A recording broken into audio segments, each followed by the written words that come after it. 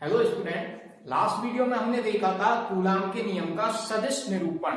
उसमें हमने ये देखा था कि जो कूलाम बल लगता है दो आवेशों के बीच में, वह न्यूटन के तृतीय नियम अर्थात क्रिया प्रतिक्रिया के नियम के अनुरूप होता है। अब हम यहाँ पर देखेंगे कूलाम के नियम की कुछ प्रॉपर्टीज होती हैं। कूलाम का नियम कहाँ अप्लाई किया जा सकता है और कहाँ अप्लाई नहीं किया जा सकता, ये देखते हैं। तो देखिए, सबसे पहली प्रॉपर्टी होती है कूलाम नियम की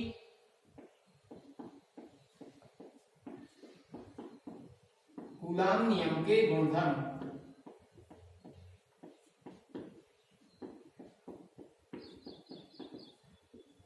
तो सबसे पहली प्रॉपर्टी क्या होती है? सबसे पहली प्रॉपर्टी होती है कूलाम नियम की, जो हमने पहले भी देखा था कि दोनों आवेश कैसे होने चाहिए, स्थिर होने चाहिए और बिंदुवत होने चाहिए। पहली प्रॉपर्टी क्या होगी? आवेश कैसे होने चाहिए, स्थिर होने चाहिए और बिंदुवत होने चाहिए। यदि आवेश स्थिर नहीं है तो मैं आपको बता दूं कि आपका आवेश तीन सिचुएशंस में हो सकता है, तीन स्थितियों में पाया जा सकता है। पहली स्थिति होती है कि आवेश स्थिर है। दूसरी स्थिति होती है आपका आवेश कैसा है, गतिमान है। और इस गतिमान की भी दो कंडीशन होती हैं। एक तो यह कि आवेश एक समान वेग से गतिमान है। आवेश कैसा है आपका? एक समान वेग से गतिमान है, मतलब उसका जो वेग है वो नियत है। यदि वो 2 मीटर प्रति सेकंड की चाल से या वेग से चल रहा है तो वो लास्ट तक 2 मीटर प्रति सेकंड के वेग से ही चलता रहेगा। दूसरी कंडीशन क्या होती है कि आवेश त्वरित है। त्वरित का मतलब आवेश के अंदर एक त्वरण है, और त्वरण क्या होता है? वेग में परिवर्तन की दर, अर्थात समय के साथ उस आवेश का वेग बदल रहा है। पहले 2 मीटर प्रति सेकंड था, कुछ देर बाद में वो 5 मीटर प्रति सेकंड हो गया, कुछ देर बाद में वो फिर से 4 मीटर प्रति सेकंड हो जाता है, फिर बाद में 10 मीटर प्रति सेकंड हो जाता है। तो ऐसे वो वेग उसका बदलता रहता है। ऐसी सिचुएशन में तो यहां पर आपको आवेश की 3 फॉर्म या 3 रूप देखने को मिलेंगे गति के आधार पर। पहला होगा आवेश आपका स्थिर है, दूसरा होगा एक समान वेग से गतिमान है, और तीसरा आवेश कैसा है? त्वरित है। त्वरित का मतलब बार बार अपने वेग को बदल रहा है। इसको आप ऐसे समझ सकते हो कि आवेश पागल हो गया है। वो बार बार कभी दौड़ता है, कभी रुक जाता है, कभी तेज दौड़ता है, कभी धीरे चलता है। तो यहाँ पे आपका आवेश कैसा हो गया है? पागल हो गया है। तो यहाँ पे देखिए, आप स्थिर है आवेश तो वह केवल और केवल विद्युत क्षेत्र पैदा करेगा। कौन सा क्षेत्र पैदा करेगा? इलेक्ट्रिक फील्ड, विद्युत क्षेत्र पैदा करेगा। कब? जब आवेश एक जगह बैठा हुआ है चुपचाप। तो जब आवेश एक जगह बैठा हुआ है, स्थिर है, तो ऐसी कंडीशन में वो केवल विद्युत क्षेत्र पैदा करेगा। दूसरा, एक समान वेग से गतिमान है। यदि आपका आवेश एक समान वेग से गतिमान है तो यहां पर यह विद्युत क्षेत्र तो पैदा करेगा ही, और इसके साथ साथ एक और क्षेत्र पैदा करने लग जाता है जिसे कहते हैं हम चुंबकीय क्षेत्र। तो एक समान वेग से गतिमान आवेश विद्युत क्षेत्र और चुंबकीय क्षेत्र दोनों पैदा करता है। लेकिन जब आवेश पागल हो जाए तो क्या होगा? उसमें से चिंगारियां निकलने लग जाती हैं। चिंगारियों से मतलब ये दोनों क्षेत्र तो आवेश के पास में होंगे ही। जब वो गतिमान है तो चुंबकीय क्षेत्र होगा, लेकिन त्वरित है तो विद्युत क्षेत्र प्लस चुंबकीय क्षेत्र प्लस चिंगारियां, और चिंगारियों से मतलब है आपका विद्युत चुंबकीय तरंगें। तो जब आवेश पागल हो जाता है या आवेश त्वरित होता है तो वह विद्युत क्षेत्र, चुंबकीय क्षेत्र और विद्युत चुंबकीय तरंग, ये तीनों चीजें पैदा करने लग जाता है। तो इसलिए आपने देखा, जब हम कूलाम बल पढ़ेंगे तो आवेश स्थिर होना चाहिए। यदि वह गतिमान हो गया तो वह चुंबकीय क्षेत्र भी पैदा करने लगेगा, और वहां पर आवेशों के बीच में चुंबकीय बल भी लगने लगेगा। अब हम जाएंगे तो काउंट करने के लिए विद्युत बल, लेकिन वहां पे चुंबकीय बल भी लग रहा है। तो जैसे कि विद्युत बल लग रहा है 2 न्यूटन और 1 न्यूटन लग रहा है चुंबकीय बल, तो हम देखेंगे वहां पर कुल बल कितना लगेगा? 3 न्यूटन लगेगा। तो हम वहां पर इसको अलग अलग सेपरेट नहीं कर पाते हैं कूलाम नियम से कि ये विद्युत बल लग रहा है 2 न्यूटन और ये चुंबकीय बल लग रहा है। हम टोटल बल काउंट करके आ जाएंगे और हमारा आंसर कैसा होगा, रॉन्ग होगा। इसलिए कूलाम ने पहले ही बताया था कि भाई जब भी मेरा आप नियम लगाओ तो पहले देख लेना है आपको कि आवेश स्थिर है या नहीं है। तो कूलाम नियम की फर्स्ट प्रॉपर्टी होती है कि आवेश कैसे होने चाहिए, स्थिर होने चाहिए और बिंदुवत होने चाहिए।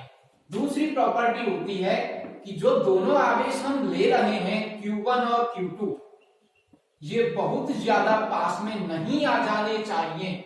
ये दोनों धीरे धीरे धीरे बहुत ज्यादा पास नहीं आने चाहिए। और बहुत ज्यादा पास से मतलब 10 की घात माइनस 15 मीटर से कम दूरी इनके बीच में नहीं होनी चाहिए। 10 की घात माइनस 15 मीटर तक दूरी तक आप कूलाम नियम लागू कर सकते हैं, लेकिन इससे और कम दूरी आपने इनके बीच में कर दी तो आप कूलाम नियम को अप्लाई नहीं कर सकते। उसका रीजन क्या होता है? उसका रीजन होता है, आपने 11वीं क्लास में पढ़ा है कि जो नाभिक होता है, तो नाभिक की कोटि क्या होती है? तो हमने पढ़ा था नाभिक की कोटि होती है फर्मी। फर्मी का मतलब 10 टू पावर माइनस 15 मीटर, ये नाभिक की कोटि होती है। और जैसे ही हम दोनों आवेशों के बीच की दूरी को 10 की घात माइनस 15 मीटर से कम करते हैं तो इन दोनों के नाभिक बिल्कुल ही बहुत ही पास में आ जाते हैं और एक नाभिक दूसरे नाभिक पर बल लगाने लग जाता है। और जब एक नाभिक दूसरे नाभिक पर बल लगाने लगेगा तो हम जो विद्युत बल काउंट कर रहे हैं उसमें नाभिकीय बल भी ऐड हो जाएगा। अब हम आसानी से विद्युत बल को सेपरेट या अलग से ज्ञात नहीं कर पाते। इसलिए दूसरी प्रॉपर्टी होती है, कूलाम ने कहा कि दोनों आवेश 10 की घात माइनस 15 मीटर से ज्यादा दूरी पर रखे हों, उससे कम दूरी पर रखे हुए नहीं होने चाहिए। थर्ड प्रॉपर्टी क्या होती है? थर्ड प्रॉपर्टी होती है, ये कूलाम ने एनालिसिस करके बताया था कि जब दो आवेश रखे हुए हैं, ये पहला आवेश रखा हुआ है, ये दूसरा आवेश रखा हुआ है Q1 एंड Q2, तो ऐसी कंडीशन में इन दोनों के बीच में बल लग रहा है सपोज दैट 2 न्यूटन। दोनों के बीच में कितना बल लग रहा है? 2 न्यूटन फोर्स लग रहा है। अब क्या होगा, हम एक तीसरा आवेश लेकर के आए Q3 और यह आवेश Q3 Q1 पर भी फोर्स लगा रहा है और Q2 पर भी फोर्स लगा रहा है। लेकिन क्या ऐसा होने से इन दोनों के बीच में लगने वाले बल में कमी या वृद्धि हो जाएगी या कोई परिवर्तन होगा? बिल्कुल कोई परिवर्तन नहीं होगा। अर्थात कूलाम ने बताया कि दोनों आवेशों के बीच में लगने वाला बल किसी तीसरे या चौथे, इसके अलावा और भी आवेश ले आइए, आप Q4 ले आइए, Q5 ले आइए, ये सभी आवेश इन दोनों के बीच में लगने वाले बल पर कोई प्रभाव नहीं डालेंगे। तो ये कूलाम ने बताया था अपने नियम के लिए तीसरी प्रॉपर्टी कि दो आवेशों के बीच में लगने वाला बल तीसरे, चौथे अथवा पांचवें या छठवें अन्य आवेश, कोई भी आवेश हो, उससे प्रभावित नहीं होता है। अर्थात कूलाम बल द्विवस्तु अंतःक्रिया है। केवल कितनी वस्तुओं के बीच की अंतःक्रिया है? 2 वस्तुओं के बीच की अंतःक्रिया है। तो यहां से आपके कूलाम के नियम की 3 प्रॉपर्टीज खत्म होती हैं। एक और प्रॉपर्टी होती है कि जो हम देखते हैं कूलाम बल किस तरह का बल होता है, तो कूलाम बल होता है संरक्षी बल, अर्थात ये इनके पथ पर निर्भर नहीं करता है। ये होता है आपके लिए कूलाम नियम की प्रॉपर्टीज। यहां से आपकी ये चारों प्रॉपर्टीज खत्म होती हैं। अब हम देखेंगे अध्यारोपण का सिद्धांत। उसमें हम ये देखेंगे कि किसी एक आवेश पर यदि उसके चारों तरफ बहुत से आवेश हों तो वो कितना बल लगाएंगे, तो उसके लिए हम देखते हैं अब नेक्स्ट। अब हम देखेंगे किसी एक आवेश के चारों तरफ बहुत आवेश रखे हुए हैं। ये एक आवेश है जिसके चारों तरफ 4, 5, 10, 20 कितने भी आवेश रखे हुए हैं और इस अकेले आवेश पर इन सभी आवेशों के कारण कितना बल लगता है ये हम कैलकुलेट करेंगे और इसे कहते हैं हम अध्यारोपण का सिद्धांत, प्रिंसिपल ऑफ सुपरपोजिशन। तो क्या होता है प्रिंसिपल ऑफ सुपरपोजिशन? देखिए, जब हमने ये देखा अभी लास्ट कि कूलाम के नियम की लास्ट प्रॉपर्टी क्या थी, कूलाम के नियम की लास्ट प्रॉपर्टी थी कि दोनों आवेशों के बीच में लगने वाला विद्युत बल द्विवस्तु अंतःक्रिया है, अर्थात कोई तीसरा आवेश उन दोनों के बीच में लगने वाले बल पर कोई प्रभाव नहीं डालेगा। तो वहां से अध्यारोपण का सिद्धांत हम लागू करते हैं। कैसे करते हैं, देखिए यह कोई आवेश है Q0, यह मैंने कोई आवेश लिया Q0, इसके इधर Q1 आवेश रखा हुआ है, यहाँ पे Q2 आवेश रखा हुआ है, यहाँ Q3 आवेश रखा हुआ है, ऐसे करके, और यहाँ पे n आवेश रखे हुए हैं। तो so on, this is nth charge, ये आपका nवा आवेश है। इसके लिए हम क्या करते हैं, इसके लिए हम एक निर्देश तंत्र बना लेते हैं। ये हमारे पास में निर्देश तंत्र है x y, ये हमने एक फ्रेम ले लिया। इसके सापेक्ष देखते हैं, ये मूल बिंदु है O, मूल बिंदु O के सापेक्ष जो हमारा पहला आवेश है Q0, इसका स्थिति सदिश है R0 वेक्टर।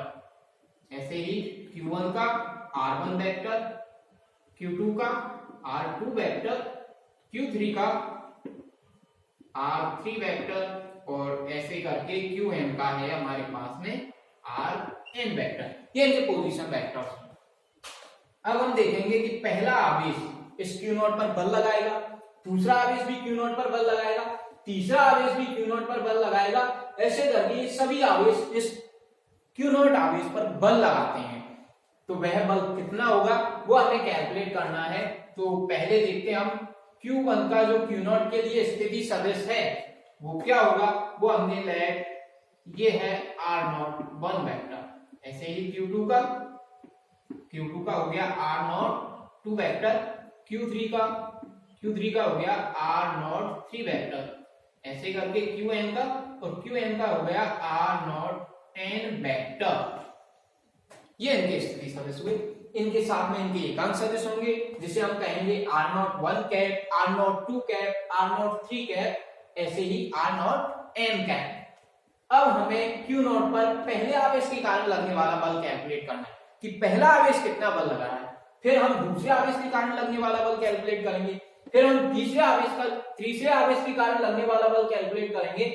ऐसे करके हम nवें आवेश के कारण लगने वाला बल कैलकुलेट करेंगे, और इन सभी बलों को लेकर के, इन सभी बलों का हम सदिश योग कर देते हैं, वेक्टर सम करेंगे, वेक्टर एडिशन करेंगे, और इस सिद्धांत को या इस तरीके को कहते हैं अध्यारोपण का सिद्धांत। जब किसी भी भौतिक राशि को जो अलग अलग वस्तुओं के कारण पैदा हो रही है और किसी एक वस्तु पर लग रही है, उन सभी के कारण कुल बल या कुल वह भौतिक राशि कितनी है उसे ज्ञात करने के लिए उन सभी की अलग अलग भौतिक राशियों का हम सदिश योग कर लेते हैं।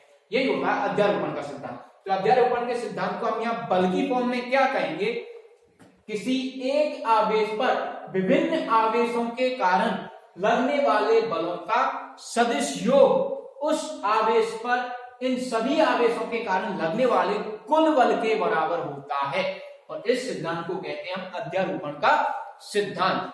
ये आपको नोट्स में आपको ये लैंग्वेज लिखी हुई मिल जाएगी। अब हम यहाँ पे इसका डेरिवेशन देखते हैं। देखिए पहले हम पहले आवेश के कारण Q0 पर लगने वाला बल निकालते हैं। तो माना पहले हम कूलॉम के नियम से दो आवेशों के बीच में जो बल निकालते हैं उसका फॉर्मूला देखते हैं। वो क्या होता है, वो होता है F vector is equal to 1/4 pi epsilon not into Q1 into Q2 upon R12 vector का स्क्वायर डॉट R12 का कैप। ये होता है हमारे पास में कूलॉम का नियम। अब देखिए हम Q0 पर Q1 के कारण लगने वाला फोर्स कितना है। Force on Q0 due to first charge. तो पहले के कारण Q0 आवेश पर लगने वाला बल कितना होगा, तो देखिए 1/4 pi epsilon not as it into Q1 as it, और जो हमारे पास में Q2 चार्ज है वो कितना है, Q0 है, अपॉन R। यहां पे 1 2 ले रहे थे, अब हम यहाँ Q1 और Q0 के बीच का फोर्स निकाल रहे हैं, तो इनके बीच का पोजीशन वेक्टर लेंगे। इनके बीच का पोजीशन वेक्टर है R01, तो ये लेंगे हम काम में R01 वेक्टर का स्क्वायर, और इसी का ही हम देते हैं यूनिट वेक्टर, और वो होगा R01 का cap. Equation number first. Similarly दूसरे आवेश के कारण Q0 पर लगने वाला बल निकालते हैं। तो F02 is equal to vector 1/4πε0 into Q1।